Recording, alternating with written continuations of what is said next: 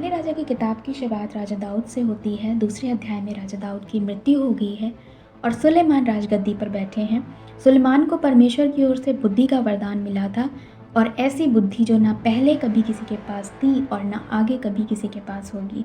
ये वही सुलेमान राजा है जिन्होंने परमेश्वर का मंदिर बनवाया and everything was going good and awesome, but somehow he made wrong decision. And the पतन started with chapter 11. परमेश्वर ने साफ साफ मना किया था कि किसी भी विजातीय स्त्री से विवाह नहीं करना, पर सुलेमान ने फिरौन की बेटी से विवाह किया और उसके बाद हित्ती, परज्जी, अमोनी, सिदोकियों इन सभी जातियों की स्त्री से विवाह किया जो कि बाल देवता की पूजा करने वाली या आशेर की पूजा करने वाले लोग थे। और उसके बाद चौथा पद बताता है कि जब सुलेमान बूढ़ा हुआ तब उसकी स्त्रियों ने उसका मन पराये देवताओं की ओर फेर दिया, बहका दिया।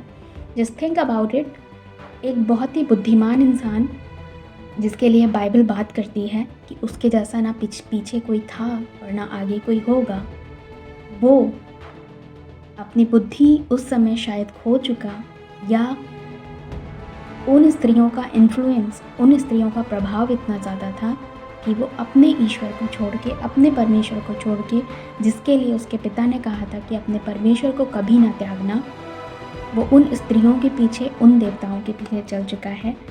एंड इसके बाद कहानी जितने भी राजा हुए, बाइबल बताती है कि getting words and words again and again until we got King Ahab.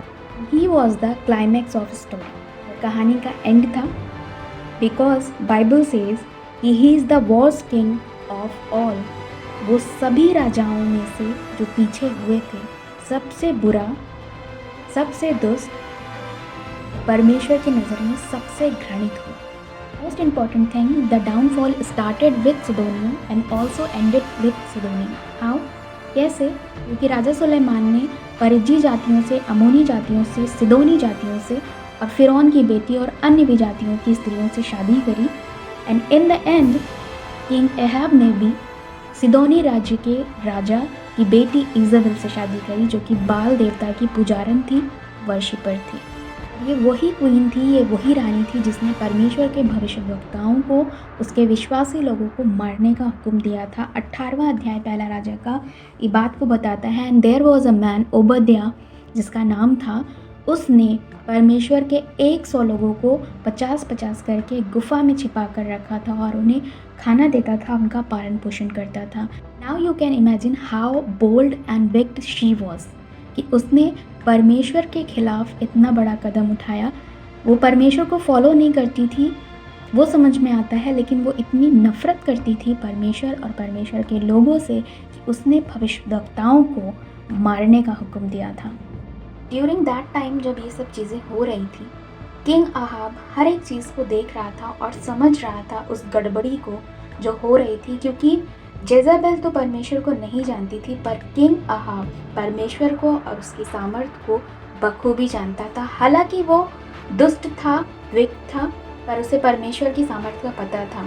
वो चाहता तो वो जेज़ाबेल को रोक सकता था और चीज़ें ठीक हो सकती थी। और कई जगह पर ऐसा लगता है देखने में कि वो माफ़ी मांगने पर था, लेकिन जैसे ही जेज़ाबेल कोई दूसरा काम करती थी वो उससे फिर से प्रभावित होता था और फिर से वो उसी बीते जीवन में लौट जाता था जैसा वो पहले था।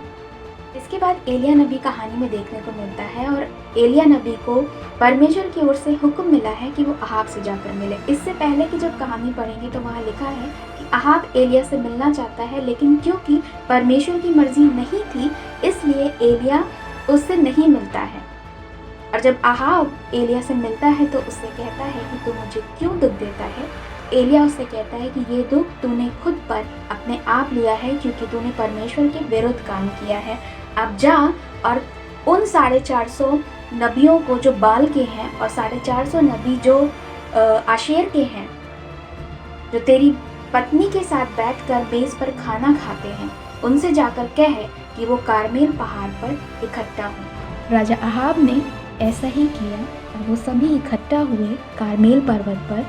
सबों को पास बुलाकर कहा कि तुम कब तक दो विचारों में लटके रहोगे। In short he was trying to tell people that this is a time to repent. ये टाइम है तौबा करने का, परमेश्वर से माफ़ी मांगने का, और वो तुम्हें माफ़ करेगा। और उसने कहा 2 बछड़े लेकर आओ, एक बाल के पुजारियों के लिए और एक मेरे लिए, और जिसका परमेश्वर ज़िंदा होगा, जिसका परमेश्वर प्रार्थना को सुनता होगा, वो उस बलि को ग्रहण करेगा और हम जान जाएंगे कि कौन सच्चा परमेश्वर है।